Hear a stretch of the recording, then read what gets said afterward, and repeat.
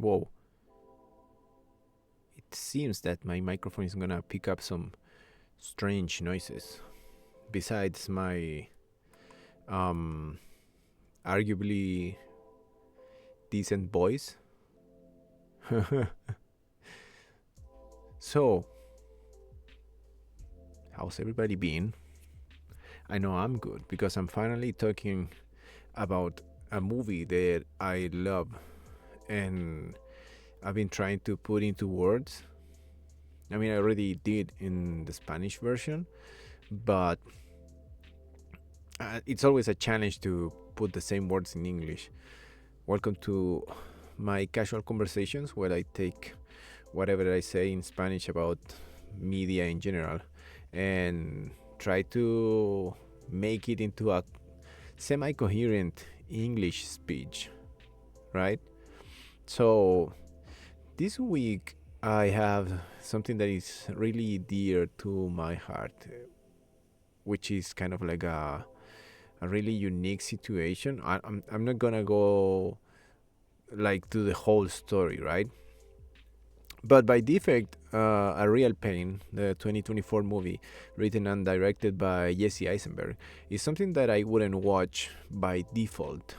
So, award season comes in, and I always take notice of whichever movie it's making like a noise, right? Whichever movie people are saying is good. And I don't know. For some reason, I got really curious and gave this movie a try, right? For those who don't know, A Real Pain is a story of two cousins uh, whose grandma was a Holocaust survivor, right? So she has recently passed, and both cousins, played by Jesse Eisenberg and Kieran Culkin, decide to go to Poland. Uh, is it Poland? I might forget about it. No, it's Poland. And they decide to go there and visit like their grandma's house, right?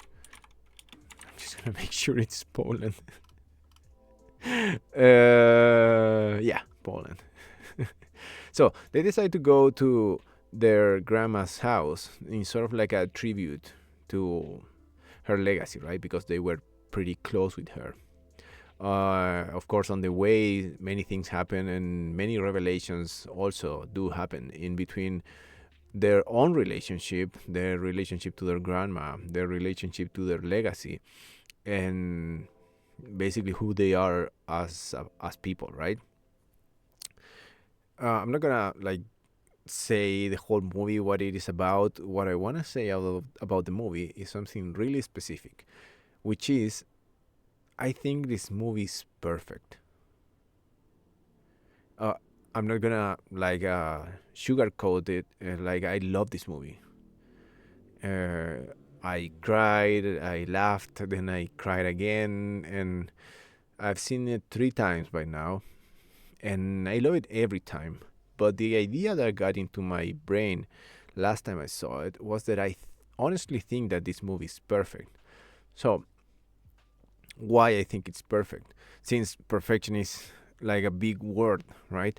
Hey, it can even be like a word that's like inappropriate for human communication, right? Since we are imperfect beings by nature, like how can we create something perfect? So you feel like you hear that word and you take step back, right? Like, no, there's no perfection. Like that doesn't exist in human terms.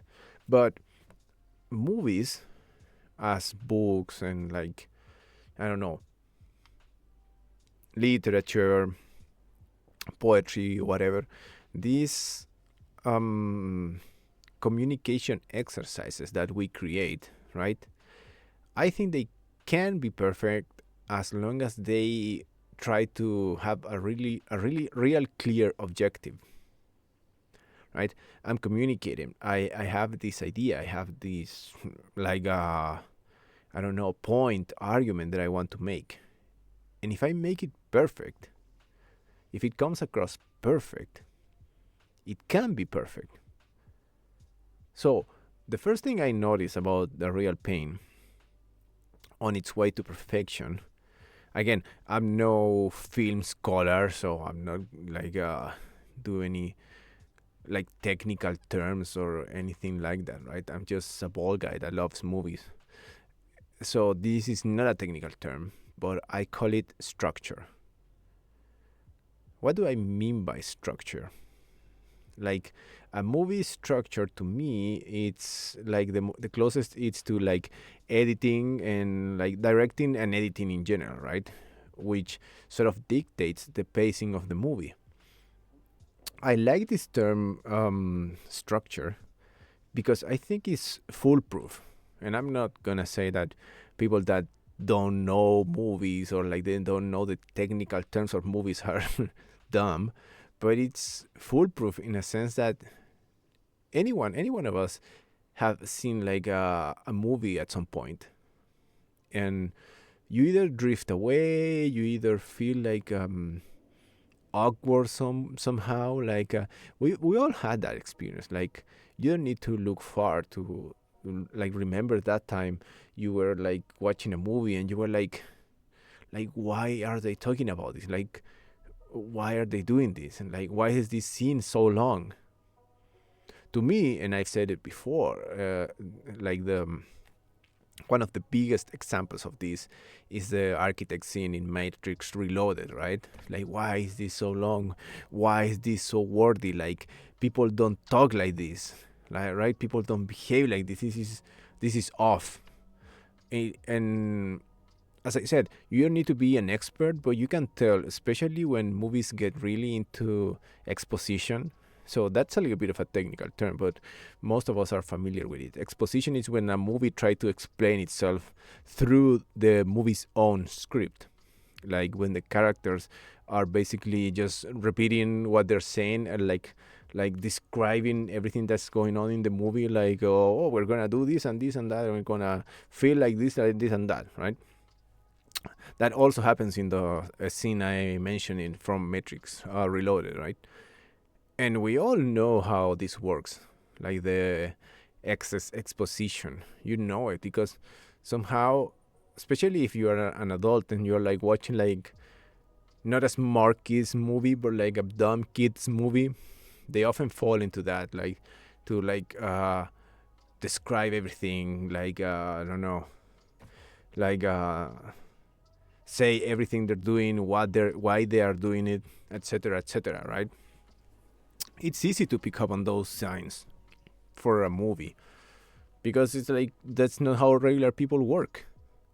And the last time I watched A Real Pain, I felt that it had no such moment like ever.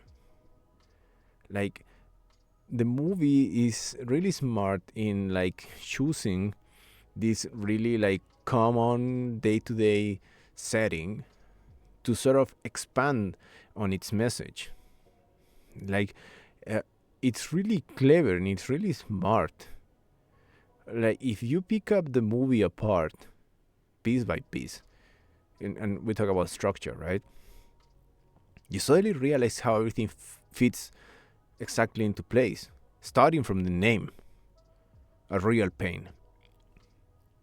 Like it could have been called like I don't know, a Jewish vacation or like I don't know, memories of the Holocaust, whatever. Like the movie could have been more leading to the audience. Like it could have tried harder to lead you into comedy, into drama, which it has a lot, right? It could have, but it didn't, and it did not do that for a very specific reason, which is what builds into the end of my argument, right? Like every moment of the movie, every line, every situation, it seems that it fits right into place. And this is like no small thing because in particular, right? There are points in the movie where like you are really drawn into an aspect, either it be emotional, like personal, historical, you sometimes like go and come so close to tropes, writing, and framing that is so intentionally, let's say, deliberate to make you feel something, that if the movie were to like engage or like embrace that tropes or that stereotypes, it would immediately feel like forced. And excuse me. And I'm talking in particular about the more dramatic moments on the movie. So dramas, they can often use these tropes as safety nets. There are things that if you are a human being, three out of four times, it's gonna feel like it's gonna make you feel stuff. That's why often people say you don't kill dogs in movies, right? Or cats, because seeing an innocent animal being abused in any way visually, it just triggers you. But a real pain is really smart because it uses its realistic background or setting to always skew like a tiny bit out of this or out of these tropes. So I often do this thing with these commentaries with spoilers, but I really don't want to do it for this one. Or, I don't really. I want to really try not to do it. So the movie is not like a bizarre, strange. This is no like David Lynch or anything. So if you know what the movie is about and you know how it's happening, the movie won't necessarily surprise you, except for one point, the point which I don't want to spoil. But I gotta talk about it because this is the point of the movie where you seem to be being like steered into one place, and the movie sort of goes not into the other place, but it goes into sideways. That's the way how I can put it, right? You go you build up something, and at some point you are like stuck, right? And at that point you get climaxes or solutions to conflict that are like really not necessarily general or anything, but like if you've seen enough movies, you go like, oh, I know where this is going. But a real pain manages to, by its rhythm and general writing, to not make this obvious thing be not obvious, or not making this obvious thing like something different or original, but it makes the third act of the movie happen in a way that sort of abandons traditional kind of like narratives to build into something else, which is the second aspect of the movie's perfection, right? The first one is structure, and the second one is the content itself. What do I mean by this? Like, the movie seems to have chosen narrative elements, that aren't either restrictive, right, or non-representative of what they're trying to say. So, again, you have these two cousins. They're going into this journey, right? And they are, without a doubt, Americans. They are, without a doubt, well, as they point out clearly, like they're Jewish, right? They belong to this identity, which is really strict. These identities, if you put them on film, for the film to be like understandable, they must follow like certain patterns for them to be understandable. It's like if this character is a Polish American guy from New York, right? That comes with like certain baggage or certain things that you are either expecting or want to happen, right? For you to understand the character. If I'm gonna show you a character, right, and I'm gonna tell you he's this, this, and that, I need to show you that. I can't like show you an apple, right, and tell you it's an orange. That's one way to put it. And why is this like a platform for perfection in a real pain?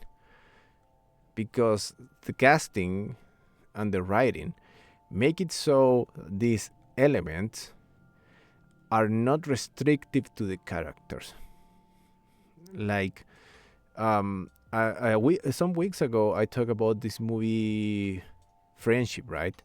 The one with Paul Rudd and the weird face guy. I mean, who am I to talk about weird faces? But like the weird face guy, right? And I make the comment that the way those characters were shown was felt alienating to me. Like the way they behaved implied some elements of like middle class suburban America, which was not really familiar to me. Even though I've seen it in movies, I've seen it in shows, and well, I've been to the U.S. many times. I know how it works. I know the stereotype, right? I know the general patterns. I know how it works, and I've seen like what American Beauty or like those type of movies where like they always criticize like the suburban America. I know about it, right? But somehow in that movie it feels restrictive. It feels like it makes harder for me to understand the the conflict of the movie and the overall development of it. That's why the movie felt so awkward. And that's why I compare it with like Banshees, right? Like Banshees did it differently, like similar topic, similar tone, but it did it differently. So it's easy to expect the same of a movie like A Real Pain, which is so American in concept, right? But this is where Eisenberg's script needs to be like praised. Like, uh, it would be super easy to fall into like a full-on stereotypical like, hey, I'm walking here, like New Yorker thing or whatever, like, or like be really annoying with like, New York, the best city in the world, blah blah blah blah. It would be easy to tap into that, but they don't. And not even that, he chooses this setting, right, where the cousins are going into this tourist trip throughout like several parts of Poland, and he does this brilliant thing of taking that setting and adding a bunch of characters that sort of reflect into the main ones and reflect into tropes themselves. So the other characters can be a little bit more like topical because we don't see much of them. So they are more functional, but they are all there in a setting which allows them to be that way without feeling mechanical. So all the other members of the tourist group they are in, right? They all have their own story and like their own sort of like a intention of being there, like the being part of this tourist thing throughout Poland. They all have connections either to Judaism or the Holocaust, right? They are all there, and they are all so smartly chosen and so smartly written that without you realizing, all of them do for the main characters what others movies would make the main characters do. So if I'm gonna have these characters have some sort of emotional revelation by being in this nostalgia journey through Poland, right? There are two ways which I can bring this emotional sort of adventure to happen. Either they do it themselves, or it's reflected out of other things. Like the movie, if the movie would have been like different and even bad, even if the characters themselves would have gone through all of this on their own, right? And that's why I want to say it's perfect, and that's why I don't want to spoil it, but I want to give that reference so when people watch the movie, I mean, I'm having delusions of grandeur, right? Like I'm gonna influence anyone on it, but like the point that I want to make is that everything is made to perfection. So eventually, when you reach the different stages of, it's not like the movie has several climaxes, but as all movies do, right? It has different points of conflict where like either the story or characters develop in major ways. When these things happen in a real pain, since it's not totally driven by the main characters, it's not completely obvious, the structure hasn't taken us out of the story. When the important movies, the important situations, or like how else can you call it? When the big things happen in the movie, they are strangely enough a surprise. A movie that is not supposed, or like it could be easily not surprising. It ends up surprising you, and it doesn't surprise you with like I don't know, an accident or like Godzilla or whatever. It's not something that is out of place. The movie surprises you with its own script. It surprises you with things that are almost obvious that are going to happen. And why do these things surprise you? Because they are well written. Because it's taking you through a journey which you sort of like lower your defenses and like you go like, yeah, I know this. And this is like a double-edged, that's the expression, right? Like a double-edged sword. So this is something that you sort of know it's going to happen. You are already into an emotional state, like a receptive emotional state. But since you don't expect these turns, the emotional crash is overwhelming. It's overwhelming. Like to me, it felt like somebody was like squishing, right? Yeah, like squishing my heart, like Kano in Mortal Kombat. Like somebody was squishing my heart because I realized at that moment, in many moments in the movie, right, the last element of its perfection is that everything that the movie have been doing until that moment, the communicational exercise that it meant to be and that it meant to do, the message that it wanted to portray was a message of universal impact and universal value to every human being post Holocaust, right? There are enough books and socioeconomic theories about how the world became unified after World War II, right? Most of them are related to capitalism, right? Our dear old fucking bastard called capitalism, right? The end of history. Many of those things are related to that, the end of history, right? Capitalism is everything.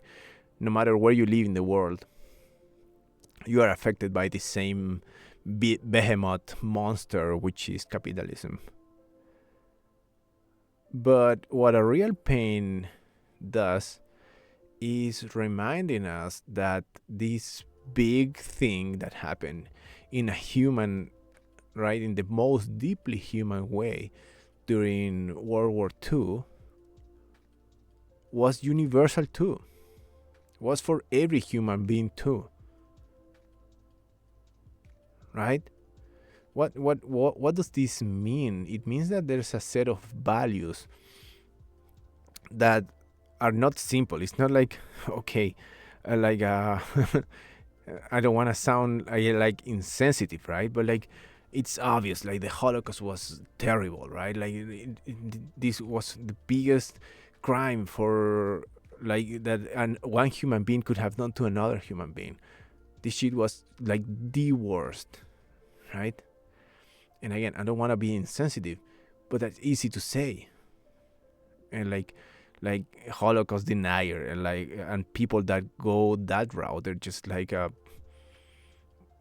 like some weird type of inhuman, like I don't know, monsters. Like we all know like if anyone has seen like the, what's the name of that documentary Shoah, right? Like the like 10 hours of Holocaust remembrance by the the survivors of it. Like there's no escaping the horrors of it, but it's so hard for like me, like half Chinese Latino, living on 2025 in my small apartment in Chile, right? Like why, what connection do I have to this? If you treat a movie like a real pain, like without care, you alienate people. Like it's not enough, as I said, that the Holocaust was terrible for me to empathize with it, right? Like I need to show this universal suffering, this real pain. I need to show it for what it is, right? And what it is a shared universal human experience. What these characters are showing, what these characters are portraying, what these characters are surviving, right? When well written, they make a huge splash, and they shine a light into a whole bunch of elements that it's incredible by the way these two characters are portrayed, by the way their relationship is written, by the way they behave emotionally, especially the Oscar-winning performance of Kieran Culkin, right? That sort of like on the edge, like living on the edge of feelings, like living on the edge of everything. It would be so easy to get lost, as I said before, into, oh, they're just Americans, or like, oh, their grandma was a Holocaust survivor. Like, well, I one of my grandmothers, like, I really didn't know her, like my Chinese grandmother. So she probably went through some shit, right? Most likely. Nobody got it easy at the beginning of the 20th century. Well, the 21st century, right? No, 20th century. The 20th century was fucked. Like that was the 20th century was a harsh one. Well, 21st is no easy pickings, but like 21st, like it wasn't 20th. Let's just put it like that.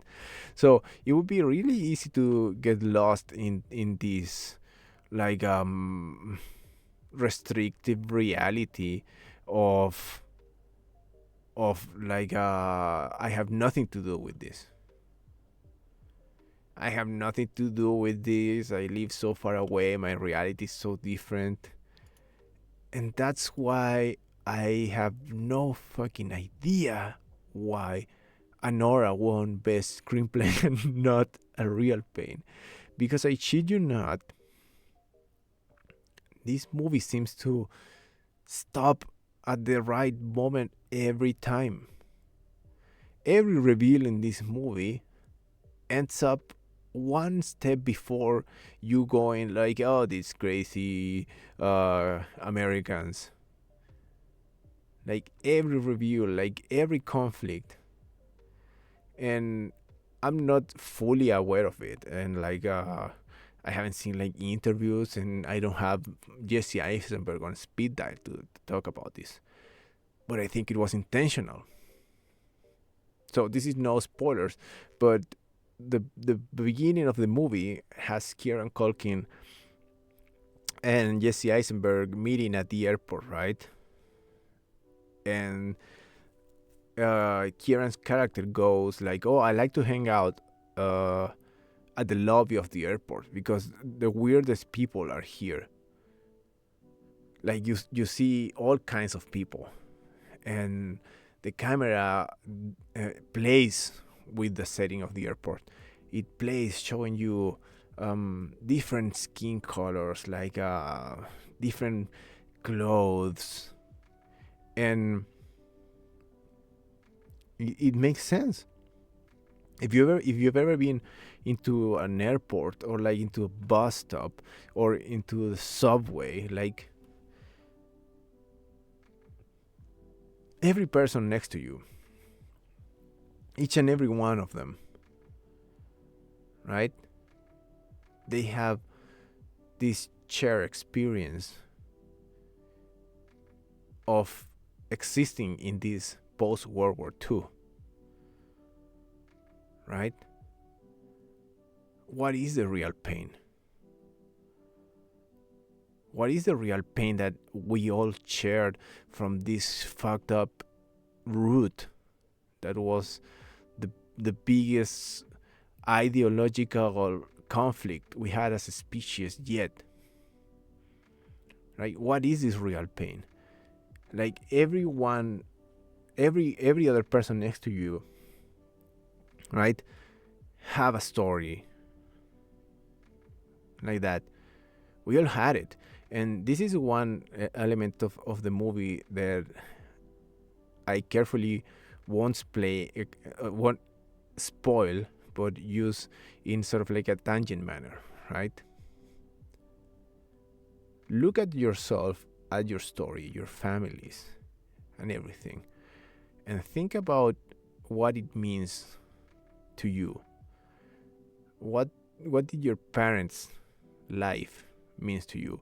What does your grandparents' life mean to you? Like, what does it mean for them to have lived the way they did, to have acted the way they did, to have said and like I don't know, anything, the way they lived in general, right? Ask yourself the question, what does it mean to me? And there's almost no way that you're not gonna hit this wall of shit. Like I had it. I I'm not living up to that standard. And this is no like standard of like I don't know performance or anything. This is the hardest standard of them all, which is the standard of the pain of living itself. If you start comparing yourself, like not to others, but to your closest ones, to your family and friends, right? You end up hitting this wall of like overwhelming feelings of I don't know. It's not responsibility, like it's not like you ought to recognize everything. You know how they say like uh, this is also like part of the movie. I don't want to go that too much into it. But dude, every day people are like fucking suffering all over the world. And like what do I do with that suffering? And the movie could give you an answer. And this is my final point. The answer to all of this suffering, right? The movie could give you an answer. And a lesser movie would, right? A lesser movie would. It would tell you like, I don't know, like the solution to this sadness is like God and country, or like, I don't know, true friendship or anything. A lesser movie would give you an answer, and I'm not saying that a real pain does not, but a real pain knows when to stop and to make the question work for it.